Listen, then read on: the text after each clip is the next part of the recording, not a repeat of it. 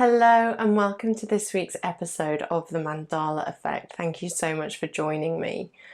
I don't know if you have listened to any of the last 3 episodes with my meditation teacher, Master Deb Om, but the responses that I've had from them have been beautiful. I have just recently gone back from the completion of my 300-hour meditation teacher training and spiritual life coach certificate I was in Goa, and it was one of the most transformative experiences of my life.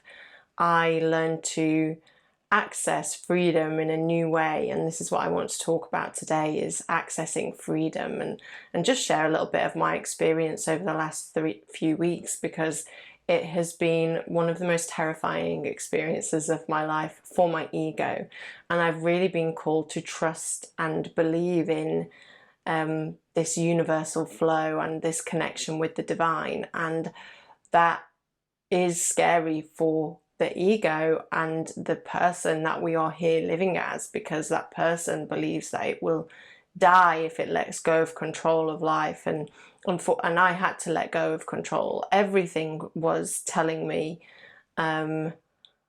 everything in my external reality was telling me that I shouldn't be going to India. I nearly cancelled my flight a few days before I went, and my car broke down the night before I flew. Just lots of stuff happened that was making it very difficult for me to want to go. But I knew, I had a deep inner knowing that I had to be there, that I had to go and go through this training.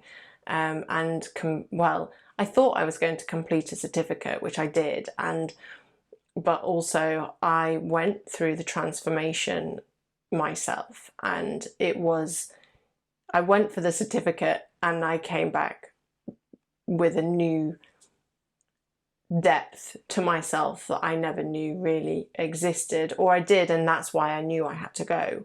I knew I was being pulled to go to connect to the divine in a deeper way, and maybe learn how to express the divine in my life, and how I can do that more through my work and what I do, and even just through the connections that I have. So even though it felt like the world was against me, I went, and it was amazing.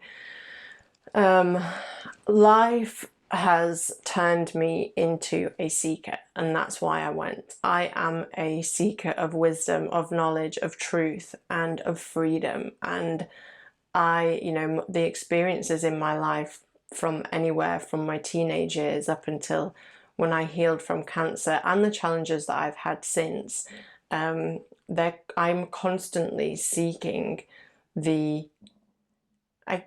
not the truth of life, because I don't think we'll ever know the truth of life, but how to access something more. What is more? Where is this idea of freedom coming from? Because the reality of freedom is that we are free, but we have things in our lives that tell us we're not. We think that money will make us free. We think that traveling forever will make us free. But in reality, if we're doing that, if we believe that money will make us free, then we're just bonded to this idea of money. If we believe that traveling will make us free and that we can't be free in one place, then we're not free, because we think that we need X to be free, when really all we have to do is choose to be free, and understand maybe how the universe works a little bit more on a deeper level, in order to be able to make those decisions consciously, confidently, because choosing freedom is hard. Otherwise everybody would be doing it, and people wouldn't just be keeping their head down, their eyes closed, and going about their life complaining every step of the way. More people would be choosing to step into their power and access this level of freedom that we have. So it's not easy, but I'm a seeker, and I want to see where it goes. And I believe that anybody who's listening to this podcast and who's been on this journey with me over the last couple of years, is a seeker. You're a rebellious soul, and you know, this is what I am at heart. And this is one of the most beautiful things that I learned while I was in India, that hey, maybe, you know, maybe I am a misfit and maybe I'm not here to fit in. And wow, the freedom in that is just so liberating, because all my fucking life I have tried to fit in. I have tried to be this person I thought society needed me to be in order to be this successful, independent woman. And oh my God, that is so restricting. There is no freedom in that. So there is freedom in just being who you are unapologetically. And that is it's so simple, but one of my favorite lessons that I took away from being in India and being around Dev, who is a rebel. He is not your typical meditation teacher. He is not your typical guru. He's a rebel. He's a rebellious spiritual guide, and I love it. And I think that was, you know, that was what attracted me to him in the first place, probably. On our first day, well, I thought I was going to meditate for 3 weeks. I thought I was going to have it really easy, you know, sat there in the silence of my mind, in the bliss state, you know, bobbing away with the energy. And that was like so far from what I was about to experience. It was insane. And on one of the first days, while I was there, this stuff started unfolding in my reality back home that I was really panicking about. And my ego was sort of, I was in this state from the beginning of fear and sort of contraction, and being controlled by these things happening in my external reality. And every story that I learned, every piece of wisdom I was given, every second of silence taught me something. It was all exactly as it was supposed to be. It was all a complete, perfect synchronicity. And Dev told us this story of the churning of the ocean. The churning of the ocean, where Vishnu, and I've had to write this down so that I don't get the characters wrong. But Vishnu told the demigods that they would have to churn the ocean to get this golden nectar, because the demigods had lost some of their power, and they had to, the way that they were going to regain their power was by churning the ocean and drinking the golden nectar that came out at the end. Now, they weren't strong enough to churn it by themselves, so they had to ask the demons for help. So they asked the demons to help them, and they all organized themselves to start churning the ocean. And this is the short version. So they started churning the ocean, and the first thing that came out was the poison of the water. This poisonous liquid that somebody had to consume, because the point was that somebody had to consume and face whatever came out of the ocean. So somebody had to consume this poison of the water. So they called upon Lord Shiva to do this, because they knew he was the only god strong enough, more powerful enough to be able to handle this poison. And so he drank the poison, but he held it in his throat, which is why his neck is blue. And I think the legend says that Parvati held his throat so that it wouldn't go down. And anyway, his neck is blue, and then some of the poison dropped onto the ground, which is where the snakes and the scorpions and the spiders got their poison from. And anyway, Shiva consumed this, and the poison was consumed, and so the rest of the stuff could start coming out of the ocean. So they're churning the ocean, and all of these beauties, and you know, come out of the ocean: art, beautiful trees, sacred temples. All of these amazing, beautiful things start coming out of the ocean, along with stuff that maybe we don't seem as beautiful, we don't deem as so beautiful. All of this good stuff, this bad stuff started coming out of the ocean, and somebody had to consume or face everything. And so this went on and on and on. And at the end, when they finally started getting there, this final golden, beautiful nectar started coming out of the ocean. And this is where the demons and the demigods, so the demigods needed this golden nectar in order to regain their power. And the demons wanted the power for themselves, which is why they'd agreed to help in the first place. So the demons started taking, they were stronger than the demigods at the time, so they started taking the nectar for themselves, and they were going to start drinking it. But the demigods had to be smart, and they worked with Vishnu to trick the demons into giving up the nectar. Anyway, that's the really short version. I see this as an amazing metaphor for life and our unconscious mind. And I sort of had this like realization last night as I was journaling, because I've heard this story a couple of times now, and the golden nectar for me symbolizes freedom. It symbolizes freedom from the mind, symbolizes freedom from what society thinks, that my ego, the person that I have trained myself to be, and the person I show to the world, and accessing this new level of freedom that leaves me free from all of that. And for some, the golden nectar might be enlightenment, which again, you know, is an element of freedom. But for me, I believe we're spirit having a human experience. We have to live this human experience.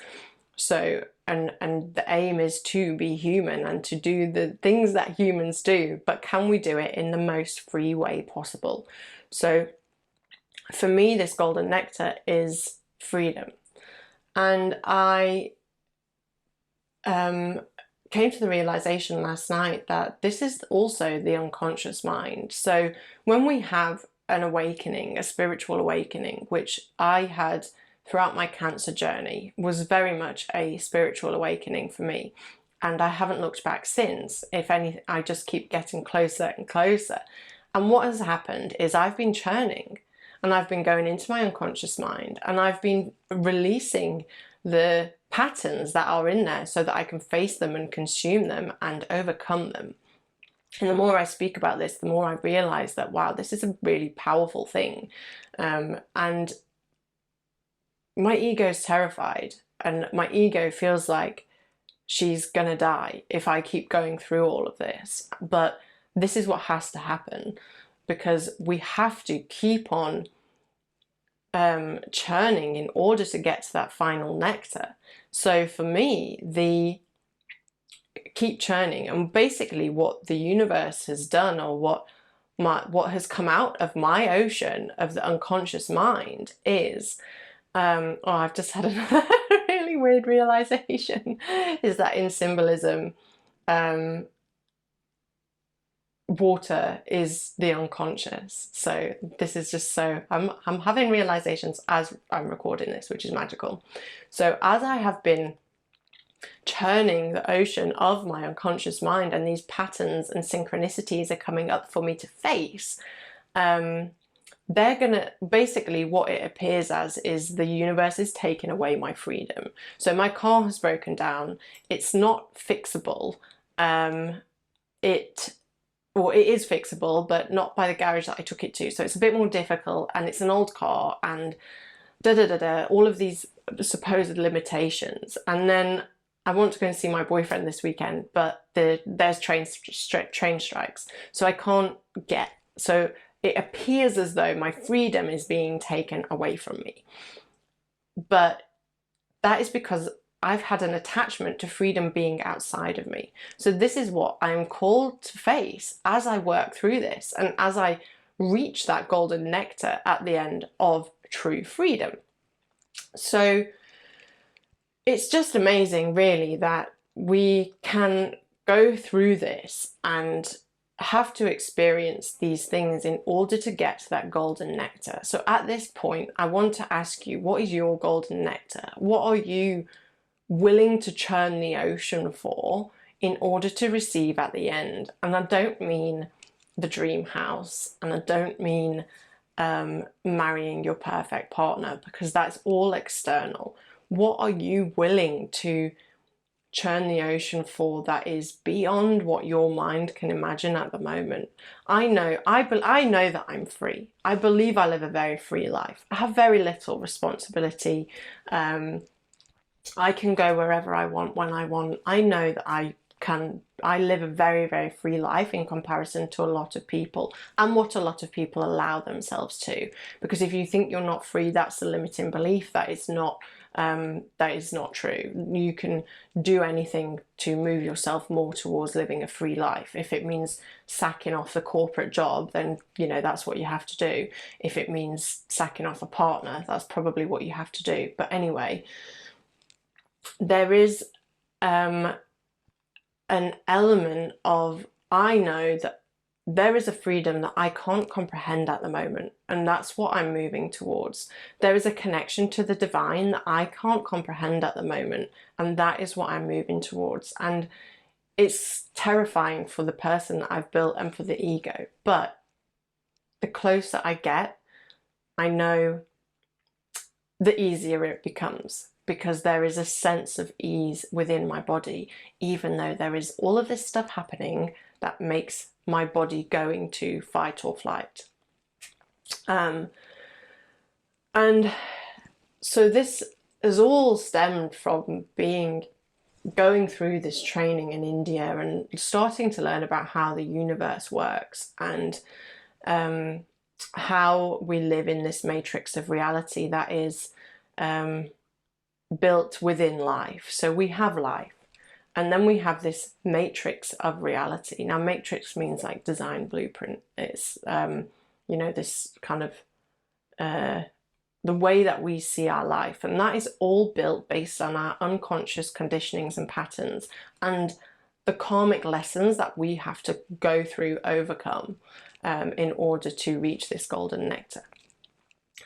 So we live in this matrix that we can be free of, and the only way you're going to reach true freedom is by releasing yourself from the matrix. Now, you're still going to live in the matrix. You're still going to live in this matrix of life. You can't escape it, but you can come at it from a different way. You can live in it whilst being free. And this is my goal now, and it's so empowering that when I do face something that's a little bit overwhelming, and believe me, there have been many moments in the last 2 weeks since I've been back. Yes, I've only been back 2 weeks, and there have been many moments that would have 2 years ago completely crippled me. But now, knowing that this is just an illusion, and I am being faced with these challenges so that I can overcome them and create a new reality for myself, one that is based on true freedom. And I never felt this as powerfully as I do now. And this all happened as I completely faced all of my fears and traveled to India. And the first 2 nights I was in India, God, I felt like Dorothy in the hurricane, being swept away from home. I'd never been to India. I'm very used to a comfortable, luxurious Western lifestyle, and it was very far from that. I got done in a taxi on my way to my hotel, and all of these things happened, and the hotels were just not clean, and I couldn't really quite cope with it. But again, it all just adds up to this churning of the ocean, overcoming these limitations that we put on ourselves. Now, this all might seem like I'm talking gobbledygook, and if it does, then I don't know, stick with me. If it will turn it off. Or go back and listen to a couple of the episodes with Dev, and you might understand it, like it might resonate a bit more. But if it doesn't, that's fine. We'll move on. Go ahead and listen to something else. But I if it does resonate with you, it's because you're being called to wake up. And one of the notes that I wrote at the end was, we don't need to meditate, we need to wake up. And meditate means living, for me, it means living a conscious life. So being conscious about what I'm living, how I'm living, what I'm creating, being in the present moment, and living with the flow of life, and again, freedom. So we don't need to meditate, we need to wake up. And how are you going to wake up? Where is the universe calling you to wake up? Because if you're listening to this, I would imagine it is calling you to wake up. And where can you wake up more? Can you see the challenges in your life as the churning of the ocean? And how can you overcome them? How can you face them head on? And what is the golden nectar at the end? If this idea of freedom calls to you, and you are a seeker as well, and you want to seek more, you have to understand that you can only be truly free when you can see the matrix of reality for what it is, and when you understand that your life is being controlled by your ego and your persona, this persona, this person that your ego has built to keep you safe. I speak about this, but by facing what comes up as you churn the ocean of life, as you peel back the layers of your unconscious mind and see what it throws out at you, as you face these head on, only then can you start to be really truly free. So while I was facing all of this in this beautiful beach in Goa, and you know, it was I left the beach once, and that was to go to a sacred tree, and it was amazing. I felt like I was in civilization. I was like, wow, this is amazing. Around the back of a moped, it was incredible. I was like, this is freedom, because I've been in this one beach for 3 weeks. But as I was facing all of this, and there were times when I had absolute breakdowns in front of everybody and didn't know what was going on, and you know, and just had to question everything in my life. I was at one point looked at flights home. There was a lot going on, but as I was facing the churning of the ocean, literally next to the ocean, and as I carry on churning the ocean, oh, I live next to the ocean here as well. Well, there's so many synchronicities. But as I keep on churning this unconscious mind, I know that I can access freedom in the everyday, in every moment, if I keep on choosing to. So I can choose to access freedom rather than live based on the fear of the ego. So freedom to still be smart, to still be happy and smile when challenges show up. Freedom to enjoy the abundant beauty that is all around me. Freedom to love and connect in ways deeper than I ever have done before. Freedom to act on my soul's purpose and my dharma, even though life can feel really difficult sometimes. Freedom to enjoy life and flow with her rather than battle against her. And freedom of fear, because fear is an illusion that's created by the ego to keep you safe. And safety is not going to give you freedom if you're chasing freedom. If you're seeking freedom, if you're just a little bit curious, I encourage you to keep going. Keep going, keep facing it all, and the freedom on the other side is so totally worth it. I experience more freedom in my life today than I ever have done, and I'm managing to enjoy facing these challenges, whereas 2 years ago I would have been breathing into a paper bag and crying on the phone to my mum. Not that there's anything wrong with that, but anyway, I'm here to encourage you to be free, remain free, become a rebellious soul. One of my purpose is to live this freedom, share this freedom, show people the freedom of what's possible by living it myself, by living totally wild and free. And this is a life that I can really get behind. And I'm really excited to see what the future holds. So this has been a bit of a reflective podcast episode, and I hope you've enjoyed it. I hope that you've taken something away from it, and I would love to hear what you think. Stay tuned next week because I have an incredible guest lined up for you. He has been my mentor for a couple of years, my coach, a beautiful friend, and I'm so excited to have him on. So stay tuned, and I hope to see you next week. If you have enjoyed this episode, please like, subscribe, follow, share, do what you need to do to get this idea of freedom to as many people as possible.